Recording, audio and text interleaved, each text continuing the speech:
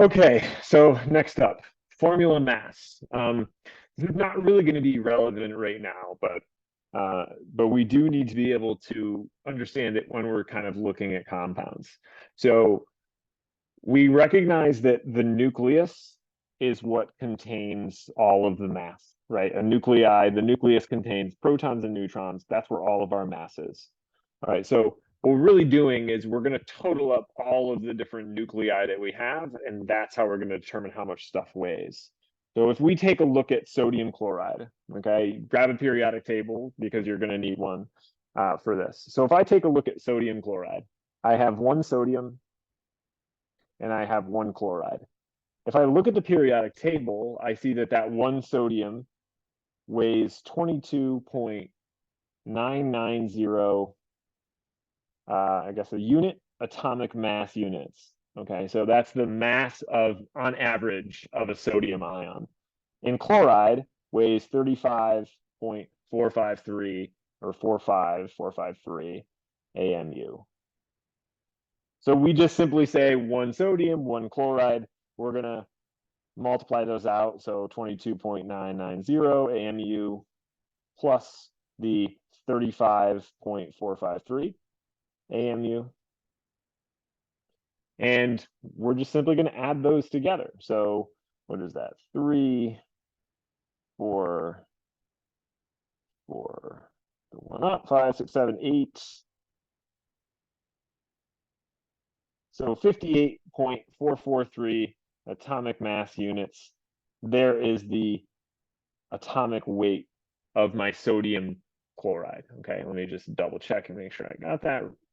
But that is kind of the idea behind this, plus 35.453.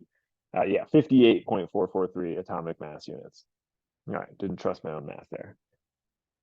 How about MgCl2? So go ahead and pause it if you think you got it and tell me what it is, but I'm going to walk through it right now. So in this case, I have one magnesium. The one magnesium weighs 24.305, 24.305 AMU. And I have two chlorines in this case because they're subscripts. Two chlorines, 2 times the 35.453 AMU.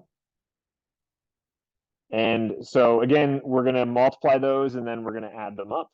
So this is 24.305. All units are going to be AMU, atomic mass units. I'm just going to stop writing them just for brevity. And then what's this? This is double that. So 70.906 atomic mass units. We add all of this up. We end up with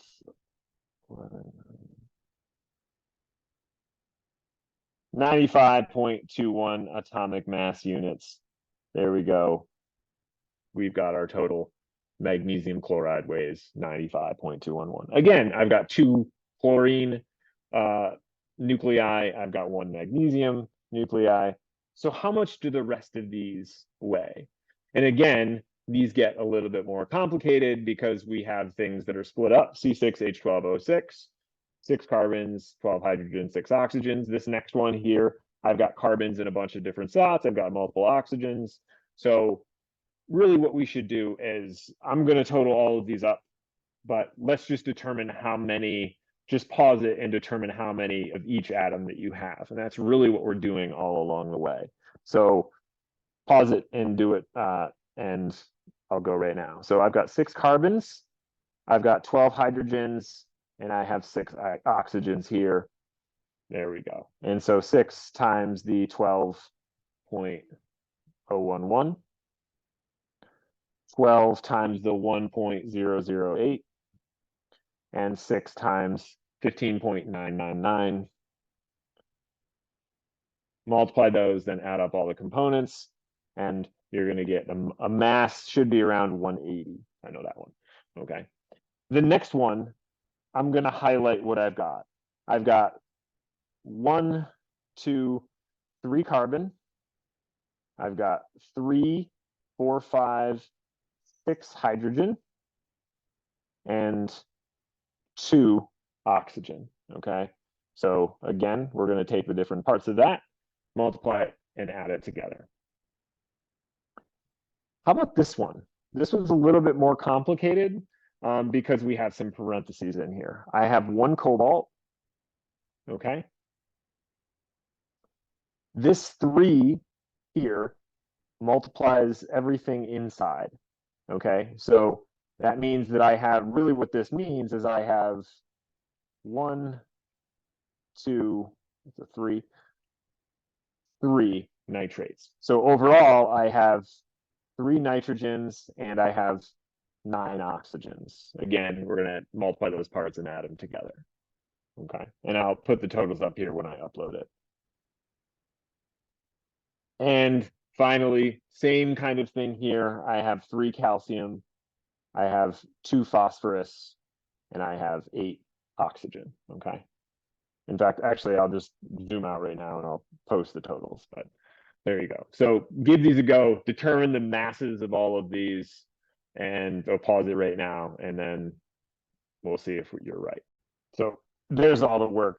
I would like to point out that sometimes you're going to learn when to round, and for the most part, a lot of them you do round. Like I said, that the C6H12O6 was 180, right? So when I'm looking at this now as a chemist, I say, well, carbon is 6 times 12 plus hydrogen is 12 times the mass of 1, right?